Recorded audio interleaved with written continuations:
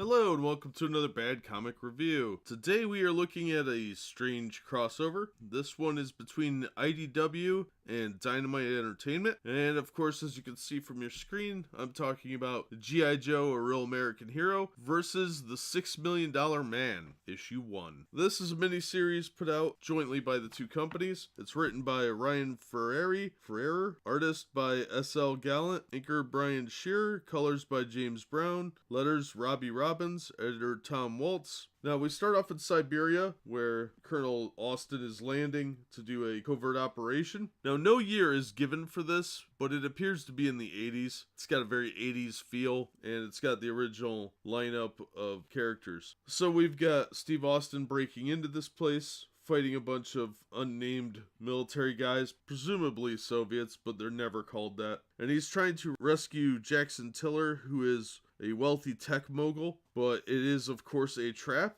Steve gets zapped, and who should walk in the room but the Baroness, Dr. Mindbender, and Zartan. Turns out that it is, like I said, a double cross. Then we cut over to the Utah desert, where we are at the pit, hundreds of feet below the ground, and we meet Clayton Abernathy, who is Hawk, President of the United States Matthew G. Rosenberg, Canadian Prime Minister Henrietta Dubois, and Ramon Villalobos, the Mexican president. And they are on their way to a global peace summit that is obviously important for global peace, but also for giving G.I. Joe the authority to fight terrorism around the world. So we meet our Joes. We've got Roadblock, Rock and Roll, Lady J, Scarlet, Snake Eyes, Ghost Rider, Zap, Rakondo, Stalker, Breaker, and Ace. They are going to escort these three high-profile individuals with Commander Hawk to this meeting. And then we cut over to Switzerland at the Infinity Center, 1,422 feet, 96 floors. 2/3 of the world's wealthiest banks. Well, plane lands on the roof, and what should happen? Cobra shows up, and they take it over pretty quickly. Storm Shadow's there with a bunch of grunts and some vipers, and they take it down pretty quick. Meanwhile, in the airs over the North Sea, Air Force One is attacked with the Joes. Who should it be but Colonel Steve Austin? Hawk recognizes him and tells Mainframe to get Office of Scientific Intelligence on the line, that Colonel Austin's gone rogue, and he's trying to kill them. But by then it's too late. Things are already out of hand. Steve's using his karate chop powers because of his bionic arm to take down a plane. He damages Air Force One irreparably, takes down the two escort planes.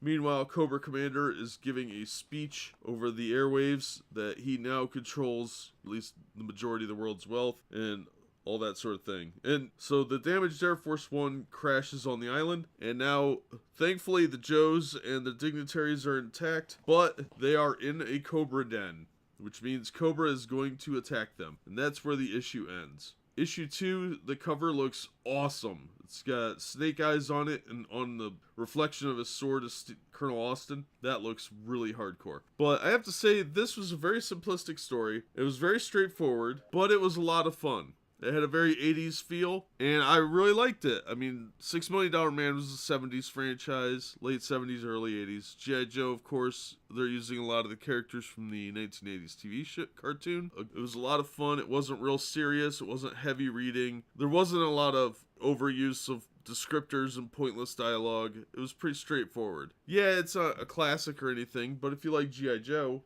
it was a lot of fun. It's a crossover I never would have thought of. Definitely took two strange properties and mashed them together to have a weird crossover, but it kind of worked. So I'm real intrigued to pick up issue 2. I recommend checking it out. I thought it was fun. I'm sure it'll be in trade paperback format eventually, but if you're just curious to see how it plays out, I would pick up the first issue, see what you think. If you're a fan from the 70s and 80s, you will definitely find some enjoyment out of it and a lot of potential for a story here. So I think the creative team did a good job. The art's okay, not my favorite, but I've seen way worse. So it's definitely not bad. It's kind of on par with what you usually find in Dynamite and IDW. Probably a little above their normal fare. I thought the planes looked really good. Yeah, overall, a fun book. I thought it was worth my $4. I'm going to recommend it. I hope you enjoy it too. Please leave a like, share, subscribe. That'll do it for this one. As always, thank you so much for watching and supporting the channel, and we hope to see you on the next episode.